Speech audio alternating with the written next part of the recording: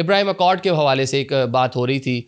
माजी में भी कहा जाता रहा, 2020 में यूएई ने उसी के तहत जो है मरासिम भी अपने कायम किए।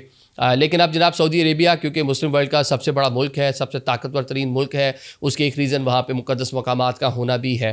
तो ट्रम्प काफ़ी दिनों से कह रहे थे कि वेरी सून सऊदी अरेबिया इसका पार्ट बनेगा। MBS ने कहा जी बिल्कुल पार्ट बनने के लिए तैयार हैं, लेकिन ये कंडीशनल होगा, 2 रियासती हल और पीस अमन दोनों साइड के लिए, उनके लिए भी और हमारे जो लोग हैं वहाँ पे उनके लिए भी। तो अब देखते हैं कि इस पर क्या पेशरफ्त होती है, क्या नहीं होती। इस दौरे में जो मुझे सबसे इंटरेस्टिंग चीज़ लगी वो ये थी कि जनाब क्रिस्टियानो रोनाल्डो भी मौजूद थे और वो सऊदी डेलीगेशन के अंदर मौजूद थे। मतलब सऊदीज़ जो हैं वो अब समझ लें कि एक अरब की हैसियत से वहाँ पर मौजूद थे।